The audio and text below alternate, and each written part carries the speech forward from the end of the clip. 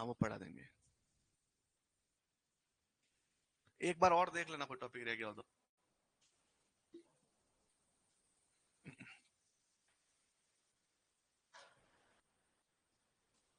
Okay, कल हम पढ़ रहे थे लवण प्रभावित मृदाएं। कौन सी पढ़ रहे थे? लवण प्रभावित मृदाएं पढ़ रहे थे। और लवण प्रभावित मृदाओं के अंदर हमें पढ़ रहे थे कि लवणीय मृदाएं कौन सी होती है, क्षारीय मृदाएं कौन सी होती है, और लवणीय क्षारीय कौन सी होती है। एक बार बताएंगे लवणीय मृदाएं कौन सी होती है?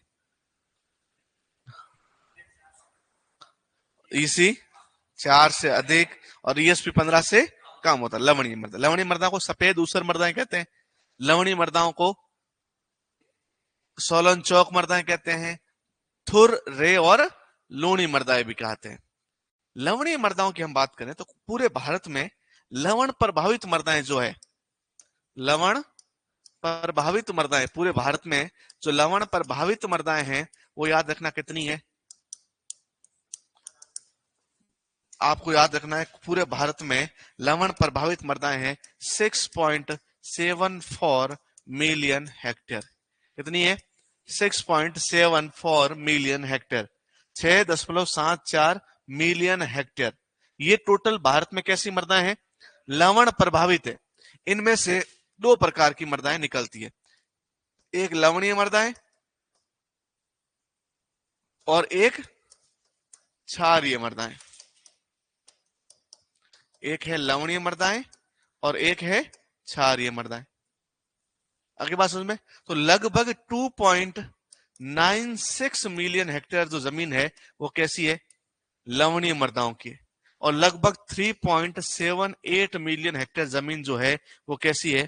क्षारीय मृदा। लिखा हुआ है क्या? नहीं लिखा हुआ है? लिख लीजिए। भारत में कुल लवण प्रभावित मृदाएं कितनी है? भारत में कुल लवण प्रभावित मृदाएं कितनी है? 6.74 मिलियन हेक्टेयर है। सबसे अधिक लवणीय मृदाएं कहां पाई जाती है? सबसे अधिक लवण प्रभावित मृदाएं कहां पाई जाती है? तो याद रखना भारत में सर्वाधिक कहां पाई जाती है? तो याद रखना गुजरात में। कहां पाई जाती है? गुजरात में। क्षारीय मृदाएं सबसे ज्यादा कहां पाई जाती है? उत्तर प्रदेश में। सॉरी, उत्तर प्रदेश में। लवणीय मृदाएं सबसे ज्यादा कहां पाई जाती है? गुजरात में।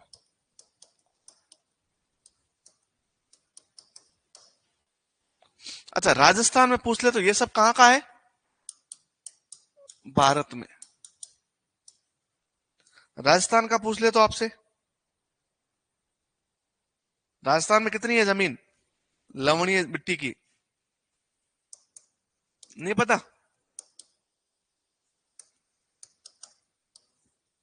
तो याद रखना 0.374 मिलियन हेक्टेयर, या आपको याद रखना है 3,74,000 हेक्टेयर जमीन।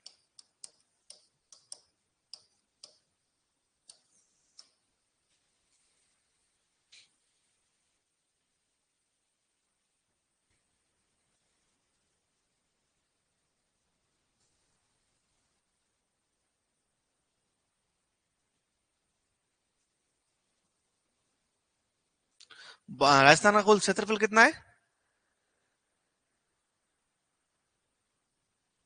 राजस्थान का कुल क्षेत्रफल कितना है? 3,42,239 क्या वर्ग किलोमीटर, और ये क्या है? हेक्टेयर है।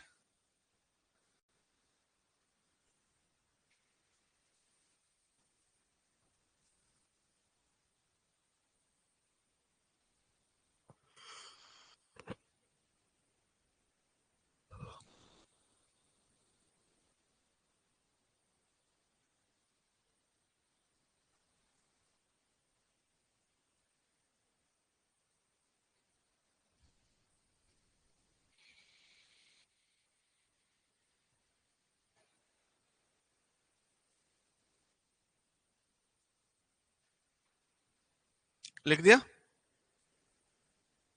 अच्छा, लवणीय मृदाओं का रंग सफेद क्यों होता है? कौन से लवण अधिक होते हैं? कैल्शियम, वो मैग्नीशियम, वो सोडियम के क्लोराइड और सल्फेट लवण। कार्बोनेट और बाइकार्बोनेट नहीं होते। कल लिखवाया था आपको, याद हो तो।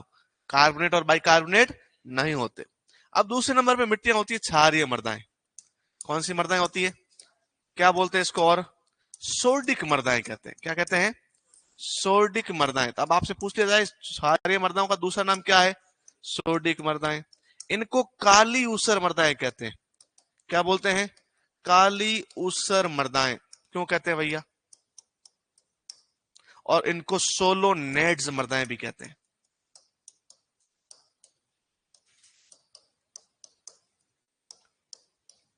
काली ऊसर मृदाएं क्यों कहते हैं? तो याद रखना, इनकी सतह का रंग कैसा होता है? काला होता है। क्यों होता है रंग काला? इनकी सतह का रंग कैसा होता है? काला होता है। क्यों होता है काला? कोई बताएगा?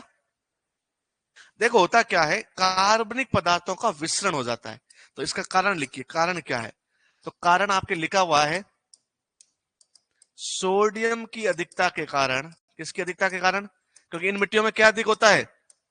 एक्सेसिबल सोडियम परसेंटेज कितना होता है? मिनिमल सोडियम प्रतिशत कितना होता है? 15% से अधिक। तो सोडियम की अधिकता के कारण कार्बनिक पदार्थों का क्या हो जाता है? विसरण हो जाता है। और कार्बनिक पदार्थ विस्तृत होकर सतह पे फैल जाते हैं। फैलेंगे तो कार्बनिक पदार्थों का रंग कैसा होता है? तो कैसे दिखेगी ये मिट्टी भी? काली दिखेगी। सोडिक मृदाएं क्यों कहते हैं इन मृदाओं को?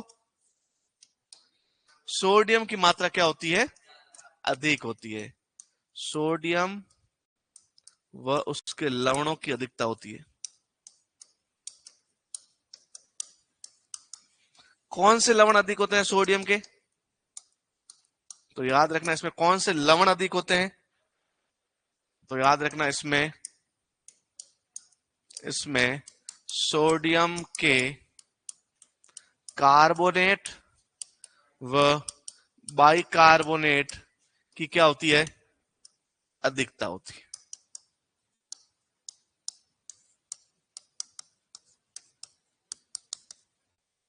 आगे बात समझ में? वापस बताओ, इन मृदाओं के 4 नाम है, कौन कौन से है? क्षारीय मृदाएं, सोडिक मृदाएं, काली ऊसर मृदाएं, और 4 नंबर पे क्या है? सोलोनेड्स। कौन सी मृदाएं हैं? सोलोनेड्स मृदाएं। कितने नाम है? नाम काली ऊसर क्यों पड़ा? क्योंकि इनकी सतह का रंग कैसा होता है? क्यों होता है काला? क्योंकि सोडियम अधिक होने के कारण कार्बनिक पदार्थ क्या हो जाते हैं? विस्तृत और सतह पर फैल जाते हैं। और सतह पर फैलेंगे, सतह का रंग कैसा हो जाएगा? काला हो जाएगा। और इन मृदाओं को सोलोनेड्स मृदाएं कहते हैं। क्या कहते हैं? सोलोनेड्स मृदाएं। इन मृदाओं का सुधार कैसे किया जा सकता है? देखो, यदि मैं बताऊं, इन सुधार के 3 उपाय है। कितने उपाय है?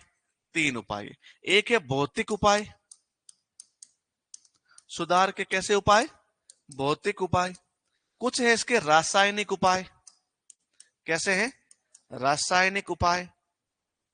और कुछ है जैविक उपाय। कैसे उपाय है? जैविक उपाय।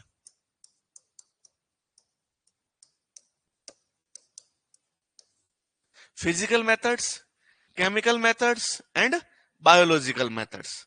भौतिक उपाय में अपन क्या करते हैं? तो याद रखना, सबसे पहले कुछ काम करते हैं। जैसे एक है खुरचना। क्या करते हैं अपन? खुरचना। इंग्लिश में बोलते हैं स्क्रैपिंग। क्या बोलते हैं? स्क्रैपिंग। आपने बहुत बार ये काम किया भी है। कभी बर्तन में गंदगी लग जाती है तो खुरच के साफ कर देना उसको। तो यहां अपन क्या करेंगे? मिट्टी की सतह पे क्या जमा हुए? लवण। तो उन लवणों को हम खुरच के वहां से क्या कर लेंगे? हटाएंगे और कहीं दूर ले जाके पटक देंगे। भाई मान लीजिए अपनी मिट्टी की सतह है, तो मिट्टी की सतह में ट्रैक्टर की सहायता से, अपन कल्टीवेटर और के सहायता से यहां से सारा का सारा लवण खुरच के क्या कर लेंगे? इकट्ठा कर लेंगे और कहीं दूर ले जाकर क्या बना देंगे? ढेर बना देंगे। ताकि मिट्टी से खुरच के अपन ने क्या कर लिया है? पूरे के पूरे लवण को क्या कर लिया है? हटा दिया। इसको बोलते हैं खुरचना। क्या बोलते हैं? लेकिन ये वहां पे पॉसिबल है जहां पे लवण कहां पे जमा हो? सतह पे जमा हो। लवण यदि पूरे प्रोफाइल में, तो वहां पॉसिबल नहीं है। तो इसको बोलते हैं खुरचना। एक सेकंड है खाई बनाना। क्या बनाना? खाई, खाई माने ट्रेंच, तो याद रखना इसको बोलते हैं ट्रेंचिंग। क्या बोलते हैं? ट्रेंचिंग। तो ट्रेंचिंग में अपन क्या करते हैं? अपन अपने खेत के चारों ओर क्या बना देते हैं? खाई बना देते हैं, और खाई बना के इस मिट्टी में पानी देते हैं। तो पानी देंगे तो क्या होगा? लवण सारे घुल के कहां चले जाएंगे? खाई वाले भाग में चले जाएंगे, और पूरे लवण कहां जमा हो जाएंगे? खाई में, और अपनी मिट्टी क्या हो जाएगी? साफ हो जाएगी। इसको बोलते हैं ट्रेंचिंग। क्या बोलते हैं? ट्रेंचिंग। एक इसका विधि है थर्ड नंबर पे, जिसको हम बोलते हैं सब सोइलिंग। क्या बोलते हैं? सब सोइलिंग। और एक हम बोलते हैं, एक विधि है, वो है गहरी जुताई, डीप प्लोइंग। गहरी जुताई, जिसको हम बोलते हैं डीप प्लोइंग। क्या बोलते हैं? Deep ploughing. इनमें हम क्या करते हैं? चीजल प्लो, आप पढ़े हो टिलेज, तो वहां चीजल प्लो पड़ा हुआ, तीखे से आगे वाला बहुत लंबा सा। अब उसकी सहायता से अपन क्या करेंगे? कठोर परतों को तोड़ेंगे। तो याद रखना, इन दोनों में क्या करते हैं अपन? मिट्टी में उपस्थित कठोर परत तोड़ी जाती है। क्यों तोड़नी है कठोर परत? क्योंकि कठोर परत टूटेगी तो अब पानी कहां जाएगा? नीचे। तो पानी नीचे जाएगा तो अपने साथ लवण को भी लेके कहां जाएगा? नीचे जाएगा। एक होता है प्रोफाइल पलटना। क्या होता है? प्रोफाइल पलटना। क्या होता है ये? हम पूरी प्रोफाइल को क्या कर देंगे? उलट पलट कर देंगे, ताकि ऊपर वाले लवण तो कहां चले जाए, और नीचे की अच्छी मिट्टी कहां आ जाए? ऊपर आ जाए। इसको बोलते हैं प्रोफाइल इन्वर्जन। क्या बोलते हैं? Profile inversion. एक सबसे इंपॉर्टेंट, निक्षालन, स्टार पॉइंट कर लेना। निक्षालन, इसको क्या बोलते हैं इंग्लिश में? लीचिंग। क्या बोलते हैं? लीचिंग।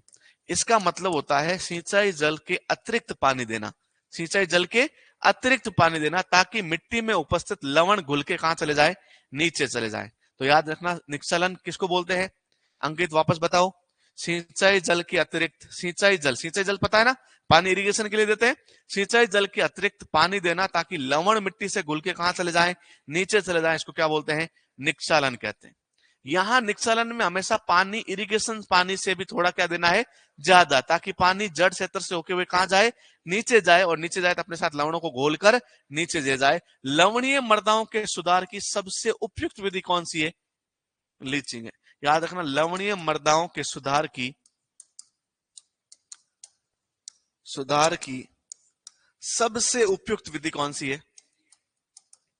सबसे उपयुक्त विधि है लीचिंग। अब आपसे पूछा जाएगा कि निम्न में से कौन सी विधि द्वारा लवणीय मृदाओं का सुधार सबसे अच्छी तरीके से किया जा सकता है? तो लीचिंग। लीचिंग में जितने पानी की आवश्यकता है, उसको हम बोलते हैं निक्षालन मांग। क्या बोलते हैं? Leaching requirement. Leaching requirement. तो अब आपसे पूछा है निक्षालन मांग क्या होता है? निक्षालन के लिए आवश्यक पानी की मात्रा क्या कहलाती है? निक्षालन के लिए आवश्यक पानी की मात्रा क्या कहलाती है? निक्षालन मांग कहलाती है। निक्षालन मांग को शॉर्ट में बोलते हैं लीचिंग रिक्वायरमेंट, LR। क्या बोलते हैं? और LR का फॉर्मूला होता है ECIW/ECDW/100। ये लिख लीजिए फॉर्मूला, EC ECIW/ECDW।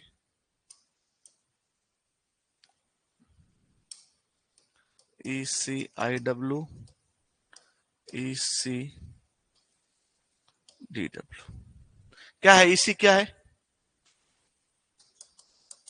विद्युत चालकता है। IW क्या है? IW है सिंचाई जल। DW क्या है? ड्रेनेज वाटर, निकासी जल।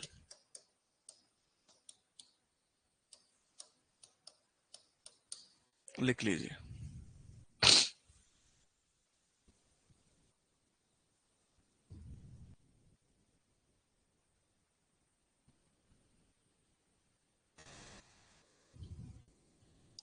अच्छा, एक होती है लाइम रिक्वायरमेंट, चूना मांग। किसने दी थी? कभी पूछ ले जाए तो क्या करोगे? तो याद रखना, शू मेकर ने।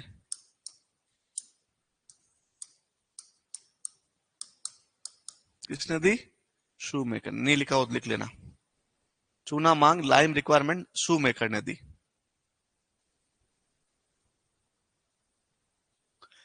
एक होती है जिप्सम मांग, किसने दी? शू नोवर ने। और पूछ लिया जाए निक्सारन मांग किसने दी, तो याद रखना रिचार्ड्स ने। तीनों लिख लो, कुछ नहीं लिखा हुआ तुम्हारे। रिचार्ड्स ने दी निक्सारन मांग, जिप्सम मांग किसने दी? शू नोवर ने। और चूना मांग किसने दी? शू मेकर ने।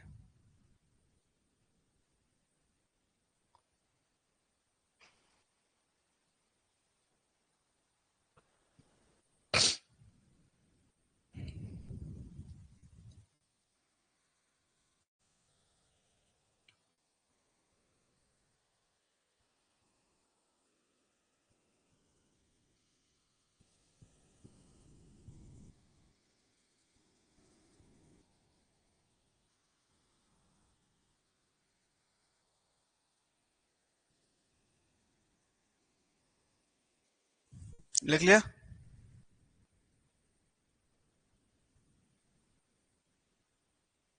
ये सारे कैसे विधियां हैं, कैसी विधियां है? भौतिक विधियां है। एक होती है रासायनिक विधि। रासायनिक विधि में क्या करते हैं अपन? कुछ रसायन डालेंगे, केमिकल्स डालेंगे। और केमिकल में सबसे इंपॉर्टेंट केमिकल कौन सा है? देखो, तो याद रखना रासायनिक विधियां। दूसरे नंबर पे कौन सी विधियां हैं? रासायनिक विधियां।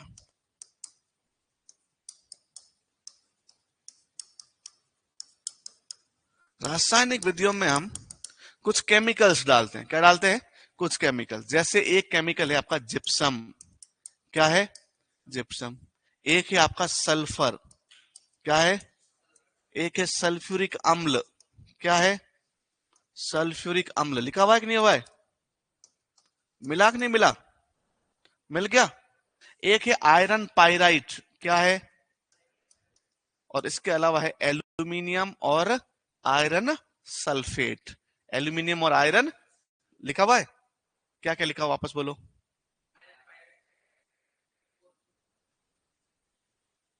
फॉस्फोजिप्सम, बिल्कुल सही है। एक फॉस्फोजिप्सम। फॉस्फोजिप्सम कौन सी फैक्ट्रियों का उप उत्पाद है? याद रखना, अम्ल उत्पादक उत्पादक उद्योग का उप उत्पाद होता है फॉस्फोजिप्सम। राजस्थान में पाइराइट सबसे ज्यादा कहां पाया जाता है? तो याद रखना सीकर में। सीकर में कौन सी जगह है? सदालीपुर।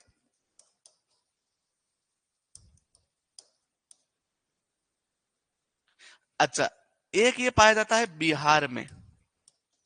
कौन से जिले में? अमझोर नाम के स्थान पे, रोहतास जिले में। कौन सा जिला है? रोहतास जिला। रोहतास के अमजोर में। और सीकर में सदालीपुर में क्या पाया जाता है? पाइराइट की खदानें हैं। लिख लीजिए।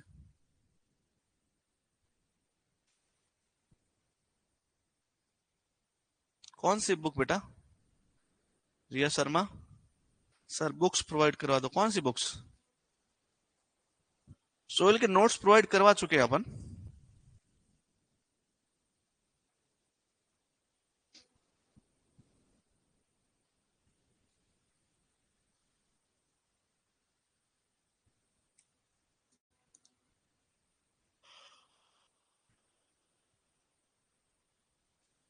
रोहतास है ओनली, गढ़ नहीं है।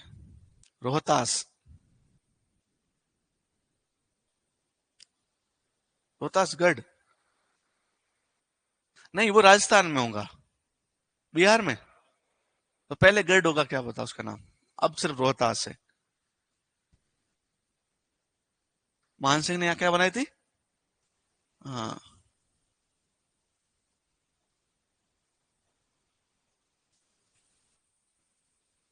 मान सिंह कौन सा? जयपुर वाले? मान सिंह जोधपुर के भी तो थे। राठौड़ थे।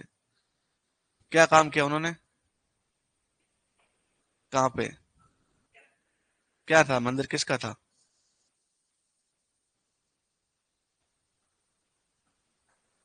किसका? नाहत का मंदिर। वो नाहत के चेले थे, नाहत संप्रदाय को मानते थे।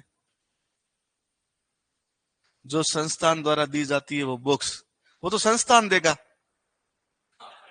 हाँ, वो तो मेरे पास भी नहीं है, मैं भी संस्थान से मांगूंगा।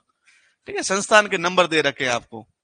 ठीक है, संस्थान के नंबर है, जहां आपने ऐप लिया है वहां पे आपको नंबर है, वहां संस्थान से जो भी बात है वो संस्थान से कीजिए। मैं आपको प्रोवाइड करा सकता हूं, मेरे पास जो ज्ञान है वो, मेरी राइटिंग में सुधार कर सकता हूँ, मेरी बातों में सुधार कर सकता हूँ, लेकिन बुक्स मेरे पास भी नहीं है। मैं तो खुद ही चाहूंगा कि तुम जब लेके आओ तो एक मुझे भी मेरे भी लेके आना है। मुझे तो नोट्स भी नहीं देते, मैं इनसे मांग मांग के पढ़ता हूँ। मेरे पास नोट्स होते तो मैं भी ले आता, मुझे नहीं देते। बोले नहीं सर आपको नहीं मिलेंगे, ये सिर्फ स्टूडेंट्स के लिए है। तो आप वहां से, जगदीश बोला मिर्जा मान सिंह, नाम मिर्जा था उनका, तो मिर्जा गालिब जैसे मिर्जा मान सिंह है। कहाँ के थे? आमेर के। चलो बहुत बढ़िया।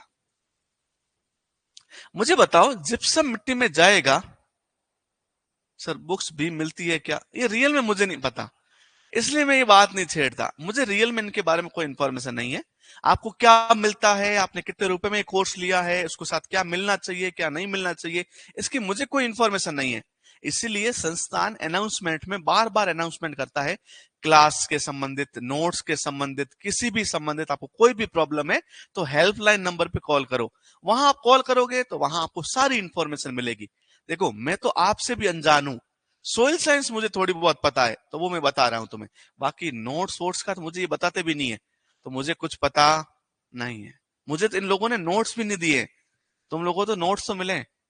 ठीक है, रिया, साक्षी, जगदीश, विकास, आप सभी, आप हेल्पलाइन नंबर पे कॉल करके जितनी क्वेरीज है आपकी, जितने डाउट्स है वहां पूछिए। सर नोट्स कब मिलेंगे, कितने पेज के हैं, कितना भार है, कितने किलोग्राम के हैं, सर व्हाइट पेज है ब्लैक पेज है, सर कौन सी साइज से लिखे हुए, सारी इंफॉर्मेशन है। ठीक है, तो वहां से आप पता कीजिए।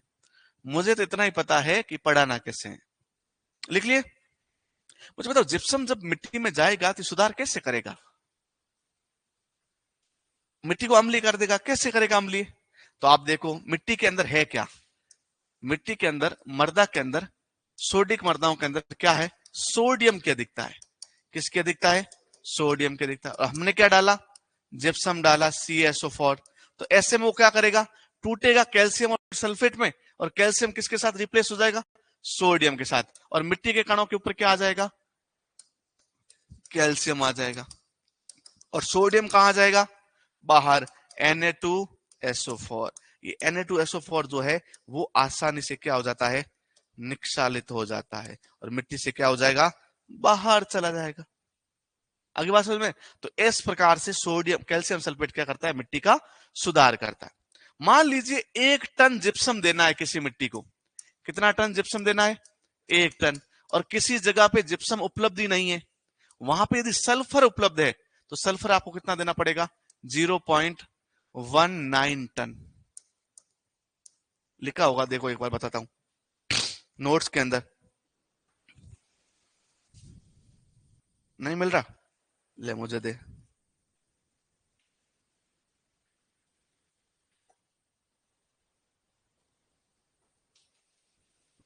नहीं लिखा हुआ है, लिख लीजिए। जिप्सम के तुल्यांक अन्य सुधारकों की मात्रा। जिप्सम के तुल्यांक अन्य सुधारकों की मात्रा। जिप्सम के तुल्यांक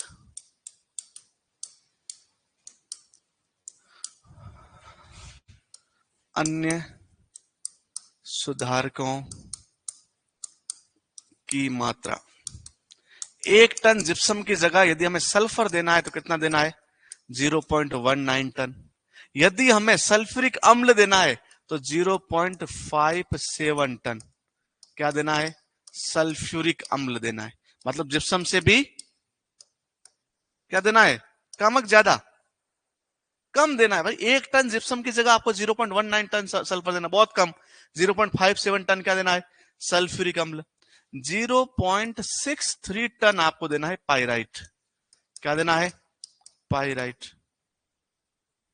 समझे? 93 टन देना है फॉस्फोजिप्सम। कौन सा जिप्सम? फॉस्फोजिप्सम। लेकिन 1.29 टन देना है एल्यूमिनियम सल्फेट। एल्यूमिनियम सल्फेट की मात्रा क्या चाहिए? ज्यादा चाहिए। और 1.62 टन देना है आयरन सल्फेट।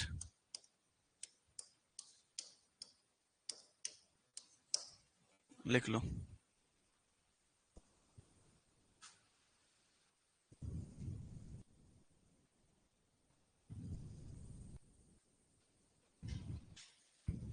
और कैसे सुधार कर सकते हैं? अम्लीय उर्वरक डाल के। अम्लीय उर्वरक कौन कौन से हैं? Anhydrous ammonia, ammonium chloride, ammonium sulphate, DAP, MAP, urea, ammonium nitrate, ammonium sulphate nitrate. अच्छा, और कैसे सुधार कर सकते हैं? लवण सहनशील पादप लगाकर।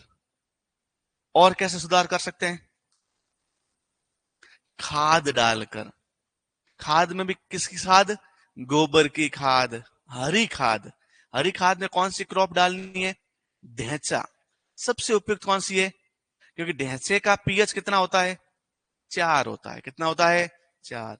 अच्छा, एक खरपतवार भी डाल सकते हैं। कौन सा खरपतवार डाल सकते हैं? सत्यनाशी। कौन सा? Argemone Mexicana. तो आर्जिमोन मैक्सिकाना डाल के कहां पे कर रहे हैं अपन ये काम? उत्तर प्रदेश में।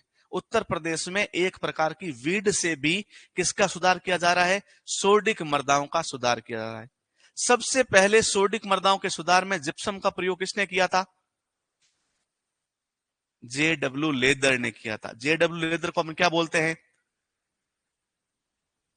क्या बोलते हैं? भारत में मृदा विज्ञान का जनक कहते हैं। भारत में मृदा विज्ञान का क्या कहते हैं? जनक। सबसे सहनशील फसल कौन सी है? तो आपका धान, जो, सुगर बीट, चुकंदर, पालक, ये कौन सी बहुत सारी, कपास, ये सारी कैसी फसलें हैं? लवण सहनशील या फिर सोडियम सहनशील फसलें हैं। ये आपको याद रखना है। एक टॉपिक अमन बीच में रह गया था जिसका नाम था मृदा अम्लता के प्रकार। मृदा अम्लता के प्रकार। मृदा अम्लता मुख्यतः 3 प्रकार की होती है। कितने प्रकार की होती है? एक अम्लता होती है सक्रिय अम्लता। कैसी अम्लता? सक्रिय अम्लता। एक अम्लता होती है विनिमयशील अम्लता। कैसी अम्लता? विनिमयशील अम्लता। और एक होती है कुल अम्लता। कैसी अम्लता? कुल अम्लता। सक्रिय अम्लता क्या होती है? यदि हाइड्रोजन की आयन मिट्टी के विलयन के अंदर है, तो याद रखना H+ आयन कहां है? मृदा विलयन के अंदर है। तो मृदा विलयन के अंदर H+ आयन है तो उसको कौन सी अम्लता कहेंगे? सक्रिय अम्लता। यदि हाइड्रोजन के आयन मृदा कणों की सतह पर है, मृदा कणों की कहां पे है? सतह पे, तो उसको क्या बोलेंगे? विनिमयशील। और सक्रिय प्लस विनिमयशील दोनों को क्या बोलेंगे? कुल अम्लता। क्या बोलेंगे? पीएच मीटर के द्वारा कौन सी अम्लता ज्ञात की जाती है? पीएच मीटर के द्वारा कौन सी? सक्रिय। विनिमयशील अम्लता ज्ञात नहीं होती। पादपों के लिए हानिकारक कौन सी है? पादपों पर प्रत्यक्ष प्रभाव किसका पड़ता है? सक्रिय अम्लता का। वापस सुनिए, मृदा अम्लता कितने प्रकार की? 3 प्रकार। कितने प्रकार की? अरे भाई, कुल को भी मान लेते हैं। पहली कौन सी? सक्रिय। दूसरी, तीसरी। कुल अम्लता कैसे पता चलेगी? सक्रिय प्लस विनिमयशील। मिट्टी के आय सॉल्यूशन के अंदर, विलियन के अंदर जो हाइड्रोजन पड़े उसको क्या बोलते हैं? मिट्टी के कणों के ऊपर हाइड्रोजन पड़े उसको, दोनों को जोड़ेंगे तो क्या आ जाएगी? पीएच मीटर के द्वारा कौन सी ज्ञात की जाती है? पौधों पर प्रत्यक्ष प्रभाव किसका पड़ता है? सक्रिय अम्लता। सबसे ज्यादा अम्लता कौन सी होती है? नहीं, विनिमयशील ज्यादा होती है। तो याद रखना ये अधिक होती है। सक्रिय अम्लता क्या होती है? कम होती है। क्या होती है? कम। भाई नंबर में कम है हाइड्रोजन। हाइड्रोजन ज्यादा कहां बैठे हैं? मृदा कणों की सतह पर। और विलियन में हाइड्रोजन क्या है? कम है। अब आ जाओ पूरे नोट्स के लास्ट पेज पर। आगे अब आपको कुछ शब्द पता होने चाहिए। एक शब्द होता है पेडॉन। क्या होता है? पेडॉन। क्या होता है, कोई बता सकता है? मृदा की सबसे छोटी इकाई क्या कहलाती है? मर्दा की सबसे छोटी इकाई क्या कहलाती है? पेडॉन कहलाती है। लिखा हुआ है क्या? लिखा हुआ है कि नहीं लिखा हुआ है? आकार कितना होता है पेडॉन का? 1 से 10 मीटर स्क्वायर। 1 से 10 मीटर स्क्वायर। बहुत सारे पेडॉन मिलकर क्या बनाते हैं? पोलीपेडॉन। क्या बनाता है? पेलीपेडॉन नहीं, पोलीपेडॉन। पोली लिखा हुआ है, पेली लिखा हुआ है? पोलीपेडॉन। पोली मतलब बहुत सारे। अरे भाई, एक लक और बहुलक पढ़े थे ना? एक लक को कहते हैं मोनोमर और बहुलक को कहते हैं पोलीमर। सेकेराइड्स पढ़े? Carbohydrate, monosaccharide, disaccharide, polysaccharide. तो पोली मतलब बहुत सारे। तो याद रखना, बहुत सारे पेडॉन क्या कहलाएंगे? पॉलीपेडॉन कहलाएंगे। क्या कहलाएंगे? पॉलीपेडॉन। विश्व मृदा दिवस कब मनाया जाता है? विश्व मृदा दिवस कब मनाया जाता है? 5 दिसंबर। विश्व मृदा वर्ष कौन सा था? 2015। अच्छा, ये दिसंबर का महीना बड़ा इंपॉर्टेंट है। दिसंबर की कुछ डेट याद रखो, 3, 4, 5 और 23। एक को तो मनाते हैं एड्स दिवस। एड्स दिवस मनाते हैं। 3 को क्या मनाते हैं? कृषि शिक्षा दिवस। क्या मनाते हैं? कृषि शिक्षा दिवस। Agriculture education day. कृषि शिक्षा दिवस। कृषि शिक्षा दिवस। 4 दिसंबर को क्या मनाते हैं? बिल्कुल, कृषि में महिलाओं का योगदान दिवस। कृषि में महिलाओं का योगदान। भाई, ये औरतें जो है ना, औरतें घर में मम्मी हैं, बहन है, ये रियल में एग्रीकल्चर में काम करती है। अपन जब किसान की बात करते हैं तो अपन किसान आदमी नजर आता है, किसान औरत नजर नहीं आती। लेकिन किसानी तो करती है औरतें भी, खेती का काम करती है कि नहीं करती? तो इसके योगदान का दिवस कब मनाया जाता है? 4 दिसंबर को। 5 दिसंबर को क्या मनाते हैं? विश्व, भारतीय नहीं, विश्व मृदा दिवस। और 23 दिसंबर को क्या मनाते हैं? किसान दिवस। किसकी याद में? चौधरी चरण सिंह जी। अभी तो गया रे दिवस, ये तो अभी दिसंबर महीने में गया ना, चौधरी चरण सिंह जी की। और चौधरी चरण सिंह जी कौन थे? भारत के प्रधानमंत्री थे, भारत के किसान मसीहा थे, कृषि मंत्री थे। तो चौधरी चरण सिंह जी के याद में कौन सा दिवस मनाया जाता है? किसान दिवस। ये चारों याद रखना है। रख लोगे? कोई दिक्कत नहीं। सोइल हेल्थ कार्ड स्कीम कब आई? 2015। कौन सी तारीख को? 19 फरवरी को। 19 फरवरी 2015 को कौन सी स्कीम आई भाई? Soil health card. कितने पैरामीटर होते हैं? 12 पैमाने होते हैं। कहां आई सबसे पहले? सूरतगढ़। और सूरतगढ़ कहां पे है? श्री गंगानगर में। कहां पे है? श्री गंगानगर। माधोपुर को भी श्री माधोपुर बोला करो, गंगानगर को भी श्री गंगानगर बोला करो। समझ रहे हैं? तो ये कहां पे है? श्री गंगानगर। कौन सी स्कीम आई? मृदा स्वास्थ्य कार्ड। कब आई? 19 फरवरी 2015। कितने पैमाने हैं? क्या बोलते हैं? स्वस्थ धरा खेतरा। स्वस्थ धरा खेतरा किसका है पैरामीटर? स्वस्थ धरा खेतरा किसको बोलते हैं? इसका टैग लाइन है सोइल हेल्थ कार्ड का। कभी देखा है सोइल हेल्थ कार्ड? उसके ऊपर लिखा होता है स्वस्थ धरा खेतरा। स्वस्थ धरा खेतरा। आगे बात समझ में। अब एक टॉपिक रहा है अपना, कौन सा? राजस्थान की मृदा है। उसके अलावा अपने सारे टॉपिक हो गए। अब मैं 2-3 क्वेश्चन पूछूंगा अभिषेक से, फिर अंकित से, फिर दोनों भैया लोगों से। बताओगे अभिषेक? कुलदीप? पक्का? सब याद है? चलो बताओ, मृदा विज्ञान, मृदा कौन से शब्द का, कौन सी लैंग्वेज का शब्द है? कौन से शब्द से मिलकर बना है? सोलम का मतलब क्या होता है? फास्ट होता है। मृदा विज्ञान के जनक कौन है अंकित? तुम बता आरएस, मृदा विज्ञान के जनक कौन है? वे भी डोकोच्चेव। कहाँ के थे कुलदीप? रूस के थे। कहाँ के थे? भारत में मृदा विज्ञान के जनक कौन है? कौन है कुलदीप? भारत में JW लेदर। कौन है? JW leather. अच्छा, कृषि रसायन के जनक कौन है? कृषि रसायन, विश्व में कृषि रसायन, जेवी लिबिक। जेवी लिबिक। बहुत बढ़िया साक्षी, जगदीश, बहुत बढ़िया। अच्छा, आप कहां से हो? आप धौलपुर। धौलपुर में कहां से? पहाड़ी। कितना दूर है? भाद्रपद शुक्ल को एक मेला भरता है, बाबू महाराज का मेला। कब मिलता है, कौन सी तिथि को? द्वितीया को, बीज को। और उस बीज को क्या बोलते हैं? बाबेरी बीज। क्यों बोलते हैं? क्योंकि उसी दिन कौन सा मेला शुरू होता है? रामदेव जी का मेला। कहां बढ़ता है रामदेव जी का मेला? पोखरण जैसलमेर। कौन सा गांव है? रूणिचा गांव है, जिसका अभी नाम क्या रख दिया? रामदेवरा गांव कहते हैं अपन। रूणिचा, रामदेवरा। बहुत बढ़िया। चलो, अलवर में कोई फेमस कोई जगह बताओ यार, जीके का कोई क्वेश्चन बताओ अलवर का। कौन सा? किसका? भृतहरि जी का। भृतहरि जी का मेला कब लगता है? सप्तमी को। सप्तमी से लगाकर अष्टमी, 2 दिन भरता है। अच्छा, भृतहरि जी कौन थे? उज्जैन के राजा थे। उज्जैन के राजा तो महाकालेश्वर को बोलते हैं, नहीं बोलते? भृतहरि जी थे। ओके, तो ऐसा कहते हैं कि उज्जैन के अंदर है ना, कोई भी राजा रात नहीं रुक सकता, कि वो क्या हो जाती है, उसकी मौत हो जाती है। इसलिए आज से पहले कोई मुख्यमंत्री रुकते ही नहीं थे रात में उज्जैन।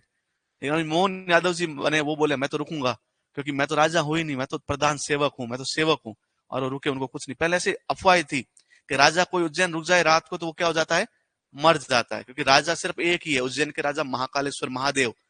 लेकिन उन्होंने कहा मैं तो भाई राजा हूं ही नहीं, मैं तो सेवक हूं, तो मैं तो रुक ही सकता हूँ। सेवक तो रुक ही सकता, खुद को राजा माने वो नहीं रुक सकता। चलो, बहुत बढ़िया। आप कहां से हो? दोसा के बारे में, मेहंदीपुर बालाजी है। चांद बावड़ी, क्या है चांद बावड़ी? जल बावड़ी है वो। अच्छा, बावड़ी और कुएं में क्या अंतर होता है? बावड़ी और कुएं में सीढ़ीदार होती है, अंदर सीढ़ियां होती है, अंदर तक जा सकते हैं। लेकिन कुएं में सीढ़ियां नहीं होती। आप कहां से हैं? सवाई माधोपुर में क्या है? रणक भरसू आवसो, रणक भंवर सु आवजो। गणेश जी, कौन से गणेश जी है? त्रिनेत्र गणेश जी का मंदिर। अच्छा, सबसे पहला इनविटेशन उनको ही देते हैं, ऐसा कहते हैं, शादी विवाह का। कितना दूर है घर से? गया है कभी? कितनी बार? एक बार है। क्यों? अच्छा, और सवाई माधोपुर में कोई अभ्यारण्य वगैरह? नहीं। कौन सा है? अपने घर के बारे में, आसपास के बारे में पता होना चाहिए। आप कहां से हो? धौलपुर में। धौलपुर का कोई फेमस? कौन सा? अरे बिल्कुल, मचकुंड। मचकुंड को तीर्थों का मामा भी कहते हैं। भांजा? तो मामा कौन है? पुष्कर है। अच्छा, नानी कौन है? नानी जयपुर में कौन सी जगह? सांबर में। कौन सा, किसका मंदिर है? देवयानी का मंदिर है। अच्छा, वो भांजे के बारे में बताओ, मचकुंड के बारे में क्या कोई कुछ बात तो होगी उसके बारे में फेमस? ये देखो, ये बता रहा, स्वाई माधुर में पुष्प उत्कृष्टता केंद्र है, the excellency centre for flowers. बहुत बढ़िया। ऑनलाइन वाले बताओ अपने अपनी जगह का नाम, फिर अपन आपके बारे में भी डिस्कस करेंगे। ऑनलाइन वाले जितने भी है ना, वो अपने अपने कहाँ कहाँ से हैं, अपने बारे में बताओ। जगदीश बताओ बाड़मेर के बारे में। जगदीश बाड़मेर के बालोतरा से हैं। बालोतरा पचपदरा के बहुत पास पड़ता है। पचपदरा में क्या है? गैस पेट्रोलियम रिफाइनरी का काम चल रहा है। बिल्कुल। साक्षी, आप कहाँ से हो? और भी बच्चे मुझे कमेंट में दिखाई नहीं दे रहे, लेकिन वो बच्चे कहाँ से हैं सारे?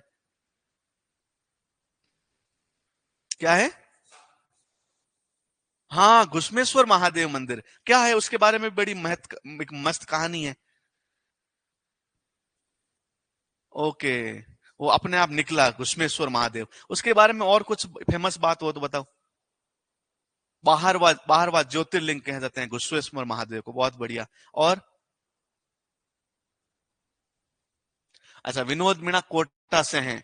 रामकरण जाट है नागौर से। अन्नू गुर्जर है अलवर से। अलवर वालों ने बताया अपने बारे में। साक्षी बारह से। बारह के बारे में बताओ भाई। सुनीता कुमारी मीणा है प्रतापगढ़ से। प्रतापगढ़ के बारे में बताओ। प्रतापगढ़ सबसे नया जिला होता था किसी रोज, अब नया नहीं, अब तो इतना पुराना हो गया कि इसके ऊपर इतने जिले आके चले गए, पता ही नहीं चल रहा कौन सा है कौन सा नहीं है, वो भी पता नहीं। लेकिन 2008 की 26 जनवरी को एक जिला बना था, वो प्रतापगढ़ है। ओके। रिया शर्मा अलवर से हैं। कशिश पाटीदार डूंगरपुर। डूंगरपुर के बारे में बताओ। मेरे पास तो गाड़ी भी डूंगरपुर नाम की है, नंबर की है, 8J12। तो डूंगरपुर के, मुझे तो कोई कोई पूछ लेता आप सर डूंगरपुर से हो क्या है, तो अब मुझे डूंगरपुर के बारे में बहुत अच्छे से रटना पड़ेगा, क्योंकि फिर बताना पड़ेगा ना, हाँ डूंगरपुर से हूँ भाई, क्यों बताना जोधपुर से हूँ। बताओ कशिश अपने बारे में, डूंगरपुर के बारे में बताओ, सब अपने अपने बारे में बताओ, अपने अपने जहां जगह है ना वहां के बारे में बताओ, ताकि जीके। अच्छा मैं तो बताऊं, कोई क्लास में 40 लोग हो, अपने अपने जिले के बारे में याद करके आए, एक दूसरे को बताए तो भी याद हो जाए। समझ रहे हैं? इतने ही तो जिले हैं। तो अब आप कुछ मत करो, जिला दर्शन में सबसे पहले अपने जिले के बारे में पढ़ो, फिर आप जहां के हो हाड़ोती के मजा आएगा। अपने बारे में पढ़ना सबको अच्छा लगता है। अब मैं बोलूं मेवाड़ के राजाओं को पढ़ूं, थोड़ा दूर के राजा, मैं मेवाड़ के नहीं मारवाड़ के राजा पढ़ूं पहले, मैं मारवाड़ के राजाओं के बारे में पढ़ूं, रानियों के बारे में पढ़ूं, वहां की बावड़ियों के बारे में पढ़ूं, वहां की झीलों के बारे में पढ़ूं, वहां के भौगोलिक परिदृश्य के बारे में पढ़ूं, क्योंकि वहां देखे हुए हैं। मेहरानगढ़ का जिला है, मैंने देखा हुआ है भाई, सोनार का किला जैसलमेर देखा हुआ है? अब मैं बोलूं कि चित्तौड़ का किला देखे ही नहीं कभी, तो कहां पता चले कि कहां पर रानी पद्मिनी हुई, कहां हाड़ी रानी हुई, कहां पद्मिनी ने जोहर किया, क्या पता। समझ रहे हैं? तो आप जहां देखे वहां, गढ़साना से हूं, गढ़साना कहां पे भाई गढ़साना? श्री गंगानगर में है गढ़साना, के गंगानगर में है, हनुमानगढ़ में?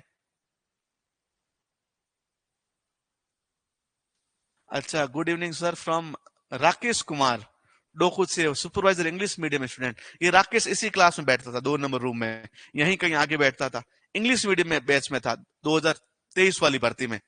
ठीक है राकेश, बिल्कुल याद आ गया मुझे, बिल्कुल अच्छे से। इंग्लिश मीडियम के 20-25 स्टूडेंट हुआ करते थे, ज्यादा स्टूडेंट नहीं थे, उसमें से बहुत सारे तो उदयपुर के लोकल आईटी थे, तो उसमें से एक राकेश है, मैं पहचान गया भाई राकेश, मैं डोकू से बोलता था उसको, क्योंकि वो अपने आप में बहुत सोइल में बहुत इंटरेस्ट लेता था वो। ओके, जीण माता मंदिर कहाँ है? रेवासा सीकर में, बहुत बढ़िया। और ये हेतराम कहाँ से है? वो तो बोल रहा है हमारे यहाँ ट्रैफिक फेमस है। अच्छा, ट्रैफिक सिग्नल लाइट कहाँ पे नहीं है? कौन से शहर में ट्रैफिक सिग्नल लाइट नहीं है? बिल्कुल, कोटा में ट्रैफिक सिग्नल लाइट नहीं देखोगे आप, कहीं आपको कोटा में ट्रैफिक सिग्नल लाइट दिखेगी ही नहीं है। हाँ, धौलपुर में बहुत अच्छी सिटी हो जहां पे भीड़ भाड़ हो और वहां पे ट्रैफिक सिग्नल लाइट नहीं हो, तुम्हारे तो वहां पे ट्रैफिक ही नहीं है तो सिग्नल लाइट क्यों होगी? ये भी बड़ा अच्छा क्वेश्चन है, धौलपुर सिटी है क्या?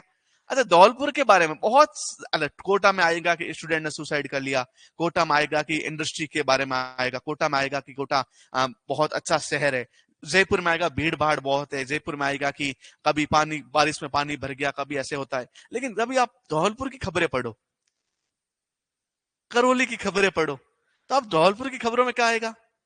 बज, बजरी माफिया ने आज की लूट, बजरी माफिया को पीछे दौड़ते हुए 2 सिपाही हुए शहीद, आज बंदूक से हुआ 2 जने घायल। तो वहां कट्टों का व्यापार बड़ा अच्छा है, लेकिन धीरे धीरे छवि सुधरेगी, काम अच्छा होगा, लेकिन वहां के लोग बॉर्डर के लोग हैं, आगरा के आसपास के लोग हैं, तो अपने आप में बड़े। अच्छा, आरती दादी सर, जोधपुर में काजरी संस्थान फेमस है, अब जोधपुर से हैं आरती और काजरी, काजरी एग्रीकल्चर में बहुत अच्छा संस्थान है। क्या है फुल फॉर्म, क्या है काजरी का? Central arid zone research institute. कब स्टेबलाइज हुआ? 59 में। कौन सी तारीख को? 2 अक्टूबर को। 2 अक्टूबर को एक उस रोज एक और कहानी हुई थी नागौर में, पंचायती राज की स्थापना हुई थी। पंचायती राज की शुरुआत भी 2 अक्टूबर 1959 को हुई थी। तो याद रखना, पंचायती राज और अपना काजरी संस्थान जो है वो एक ही साथ। विनोद बोले खड़े गणेश जी का मंदिर, बिल्कुल सही है, खड़े गणेश जी कहां पे है? कोटा में। अच्छा, कोटा में मैं जब भी बाजार जाता हूं तभी ट्रैफिक होता है, क्यों? इतराम जी बोल रहे हैं। अच्छा, एक मैं कोटा भी गया था, मुझे उसका नाम नहीं याद आ रहा है, जहां से एक झील निकलती है, सॉरी एक नदी निकलती है चंबल, और चंबल से इतना अच्छा परिदृश्य आता है, उस वहां पे कोई वन्य जीव अभ्यारण्य भी है या फिर कुछ जंगल वाला एरिया भी है। वहां एक हनुमान, सॉरी गणेश जी का ही मंदिर है। बताओ, कोटा वाले बताएंगे। इतना हिंट दे दिया मैं। थेवा कला से हूं, दिमास प्रतापगढ़। अच्छा, थेवा कला उनका गांव है, दिमास के अंदर प्रतापगढ़, बहुत बढ़िया। तो बहुत, राकेश आप कहां से हो? अभी तक नहीं बताया। तो कुछ है हो? तो ये सारे स्टूडेंट इन्होंने अपना परिचय दिया, आपने भी बहुत सारे के बारे में जाना। और मैं कहां से हूं? जोधपुर से। जोधपुर में मेहरानगढ़, कायलाना झील, मंडोर उद्यान, जसवंत सिंह जी, हनुवंत सिंह जी, उसके बाद में मान सिंह की बात की, मान सिंह ने आपने बोला महामंदिर है, जसवंत थड़ा जिसको उम्मेद प्लेस भी कहते हैं, राजस्थान का ताजमहल जसवंत थड़ा कहलाता है, मार्बल है। ओके, बहुत बढ़िया, राकेश सीकर से हैं, बहुत बढ़िया। 4 खंबे वाला वाला क्या बोल रही है? बहुत बढ़िया, चलो ठीक है, कल मिलेंगे आप।